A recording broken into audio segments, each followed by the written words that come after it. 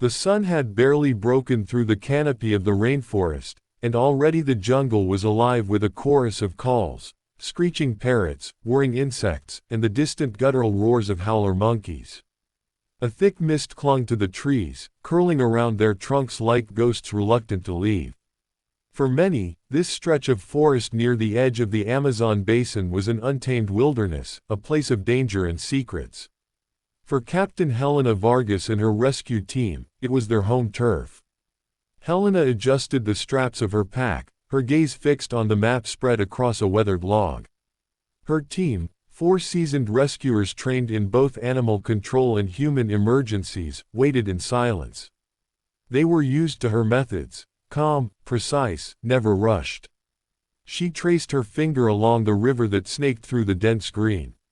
"We'll cut through here," she said, her voice firm. "We got the distress call from the village hunters.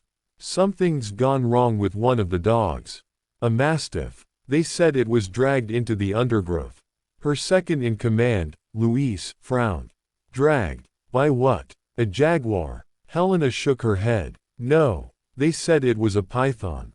A giant one. That made the air heavy. Pythons of ordinary size were dangerous enough, but the villagers spoke of an enormous serpent, one that had been lurking near the riverbanks for weeks, feeding on livestock. Stories like that weren't rare in the Amazon, but the tremor in the villager's voice over the radio had chilled Helena.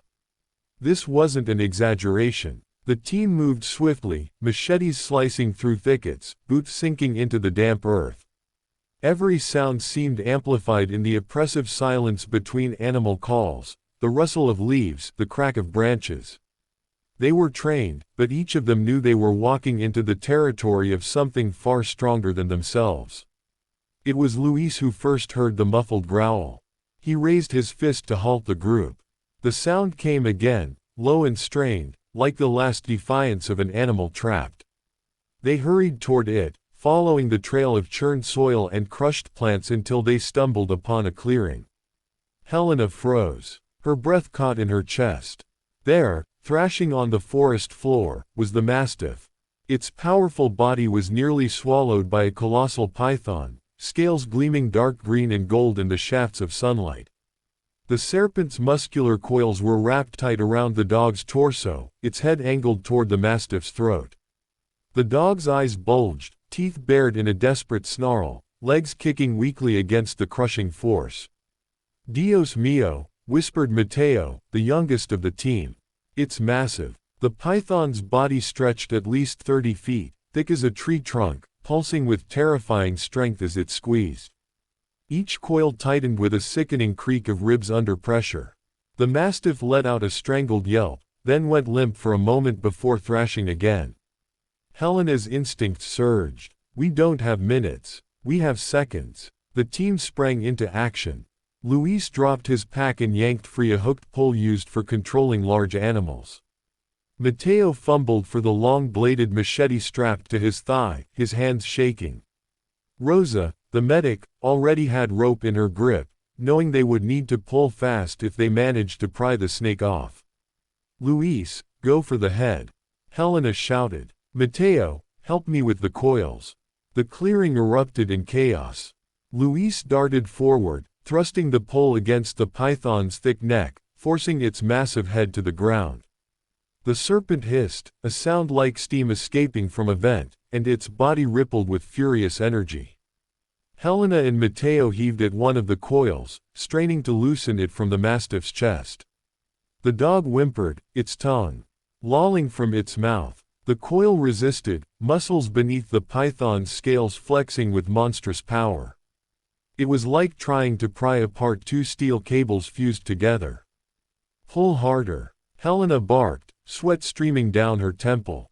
Rosa darted forward, looping the rope around the section of coil they managed to lift. She tied it fast to a nearby tree, using leverage to hold the snake back.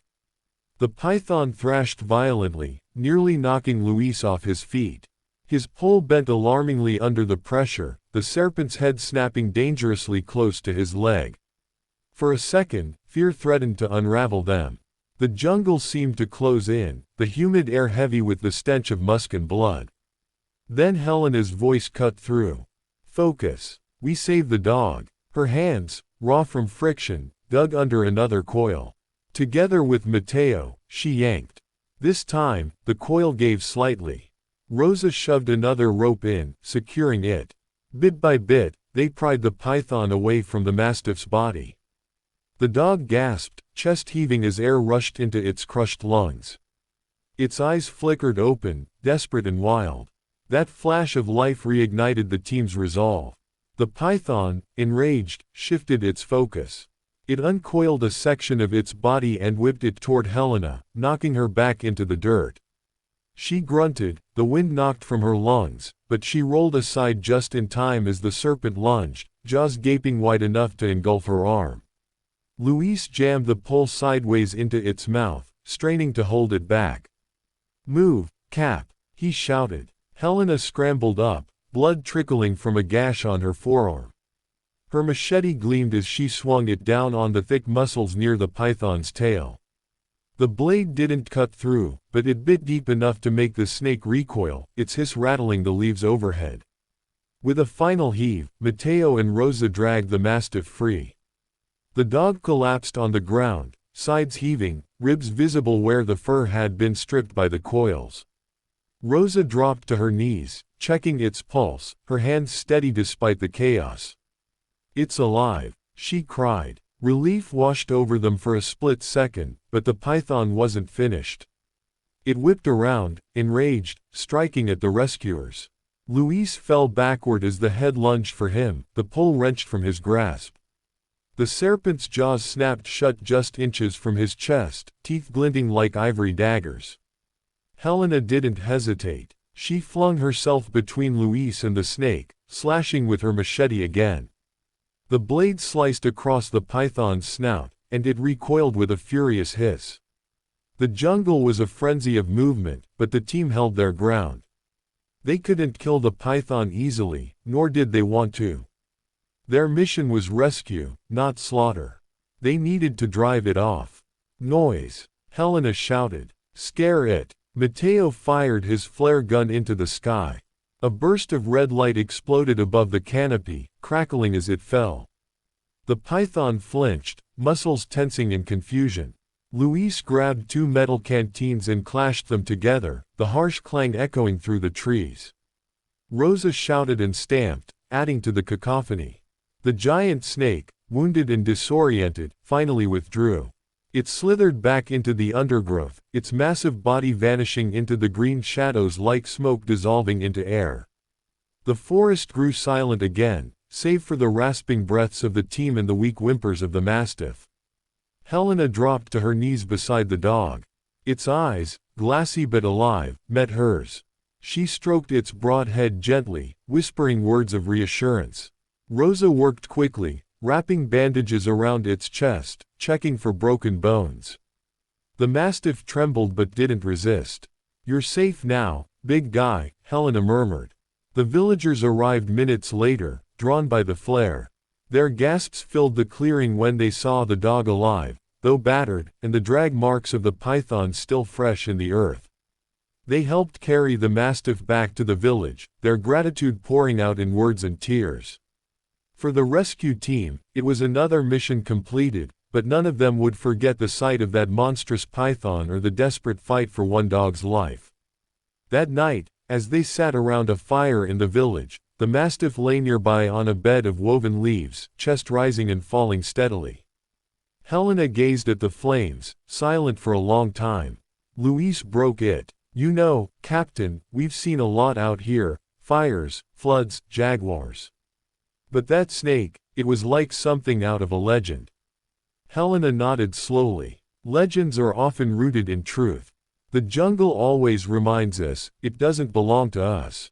We're just visitors." The villagers told stories late into the night of serpents as long as boats, of spirits that took the form of snakes to guard the rivers. Some said the python they had fought was one of those spirits, angry at the intrusion of humans. Others believed it was simply nature, raw and merciless. But when the mastiff stirred in its sleep and nestled closer to the fire, Helena felt a surge of quiet pride. They had made a difference.